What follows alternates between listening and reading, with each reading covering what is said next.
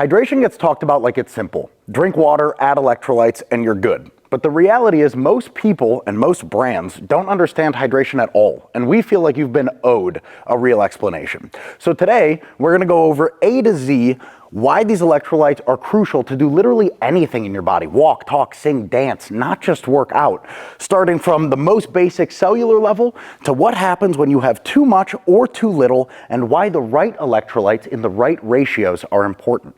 Now, way back when I was first trying to learn this, I saw this first part explained beautifully by a man named Dr. Mike, and we are gonna go ahead and follow that pretty closely here.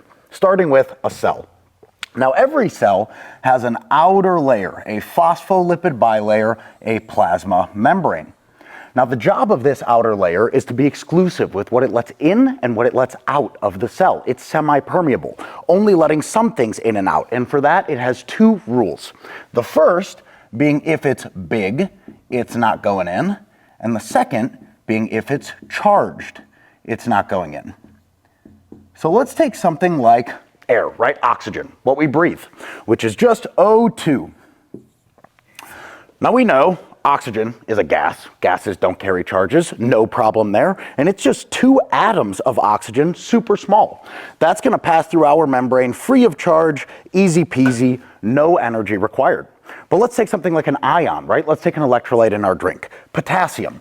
Now it's just 1 atom, super small, not going to be a problem, but ions are charged and potassium is positively charged. So this membrane is not going to let that through. But we know that potassium mostly exists inside the cell. And not only that, we know that it has to leave and come back in to make literally anything happen in our bodies. But how? Because this plasma membrane isn't supposed to let things through that are charged. And that's where our body is super cool and embeds these things called channels into our membrane. Now, things in our body, could be an ion, could be a gas, like to move along what's called their gradients. That's what this channel allows it to do. Separate little concept here. I want you to imagine that we have a bunch of sodium up here and just a little bit of sodium down here. Now, what our body wants to do is drop one of these sodiums from up here to down here to balance out that concentration. Now, it's moving along its gradient from up to down. This is called diffusion, and it requires no energy because you're moving along its gradient. I want you to think of the concentration gradient like a river with a strong current. Flowing with the current from up to down requires no energy at all. You're just floating. But sometimes things in our body want to move against their concentration gradient. But how? That's where our key player comes in. Also embedded into our membrane is what's called a sodium-potassium atp-ase pump. Now, we've already established that most potassium likes to sit in the cell, and we're now going to establish that most sodium likes to exist out of the cell. Now, what this pump does is take any intracellular sodium and toss it out in quantities of 3, and take any extracellular potassium and toss it in quantities of 2. And since these are traveling against their concentration gradients, it needs energy, right? Swimming against this current requires a ridiculous amount of energy. You're swimming hard as hell. And that's what this pump does using ATP, right? Cellular energy. Now, what this pump has done is establish 2 super important gradients for us. The first being chemical, with our sodium outside of the cell and our potassium inside of the cell, and the second being electrical. Now, we know that sodium and potassium are both positively charged, but our pump is throwing 3 positive sodiums out, right? So 3 positives out, 2 potassiums in, which yields a slightly more positive outside of the cell to a slightly yes positively charged inside of the cell, but relative to the outside, it is negatively charged. So we're going to go ahead and label this negative.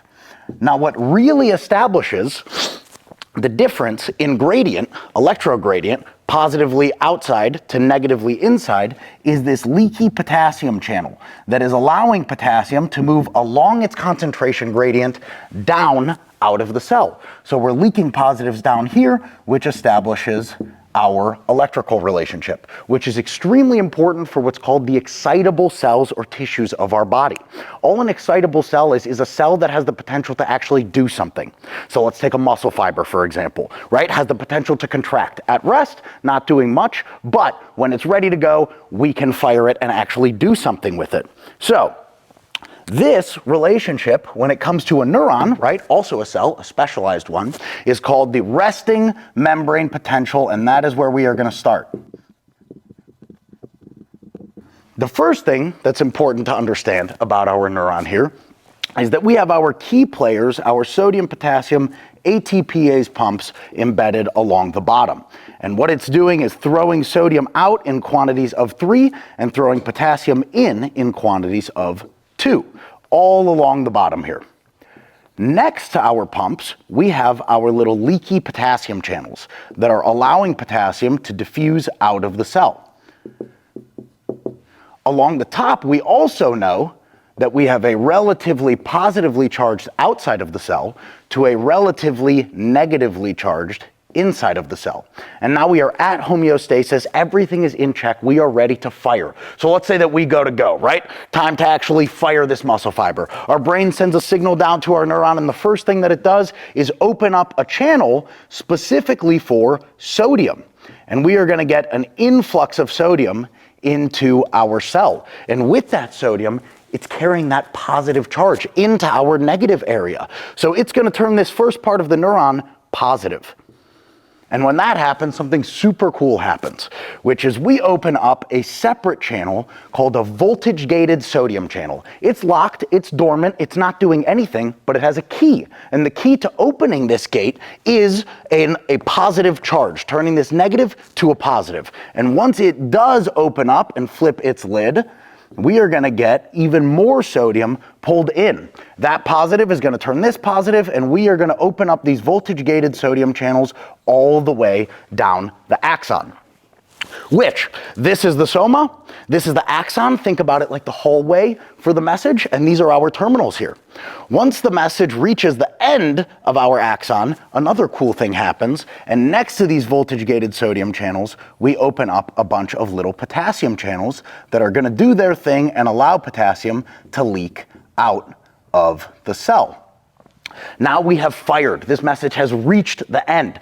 But, oh my God, are we out of whack, right? Gradients all over the place. We have sodium in, we have potassium out, we have a positive outside relative to a positive inside. How are we ever going to get this back to homeostasis, restore this resting membrane potential? And that's where our key players come in. Our pumps are going to take all of this intracellular sodium that just got dumped in during the firing of our action potential and throw them out in quantities of 3, and take all of this extracellular potassium that we just dumped out and toss it back in quantities of 2. So now that we know how this system works, when all of our ions are balanced, everything's in check, and we are good to go, let's talk about when we're not. Let's take it to the extremes, when we have way too little or way too much of these electrolytes, starting with potassium. Let's say, let's say that we have too little, right? We are hypokalemic. Now we don't have an abundance of extracellular potassium out here. So our pump isn't going to be pulling as much in. And on top of that, our leaky potassium channel down here is going to get even leakier. And we're going to start diffusing potassium at an aggressive rate. And this is going to lead to what's called hyperpolarization, right? Because we're not getting a lot of positives up top, and we're leaking way too many positives down low, which is going to yield a way too positive outside of the cell to a not positive enough inside of the cell. And now we've destabilized our membrane. And what's raised what's called our action potential threshold, the threshold that we have to meet to actually send one of these signals in the first place. And now that that threshold takes longer to meet, our neuron firing rate is going to go down, and so is our muscle fiber excitability.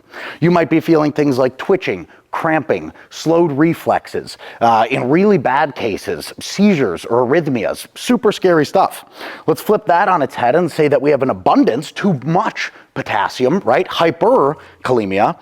Now we have way too much potassium going on out here, and our pump is going to do what it does and toss it in quantities of 2, but what we're going to end up doing is jamming our little leaky potassium channel down here and not letting enough out.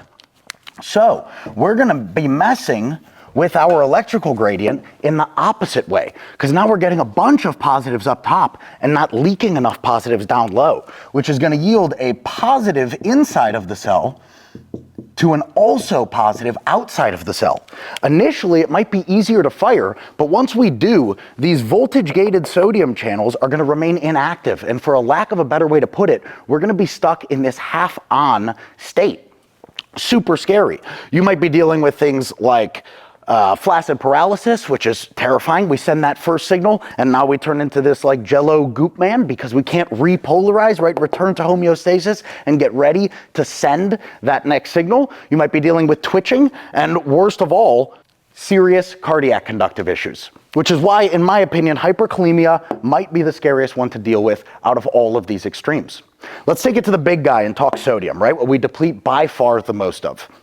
Now, a few rules for sodium before we go in. Water loves sodium. They're like best buds. Water tries to follow it wherever it goes. The second is this concept of osmolality, which is just a very fancy word for the measure of the amount of stuff, right? The amount of solutes or dissolved particles in a given fluid. So here I have 2 cups filled with a similar amount of water. Let's pour a little into here, and let's pour some more into here.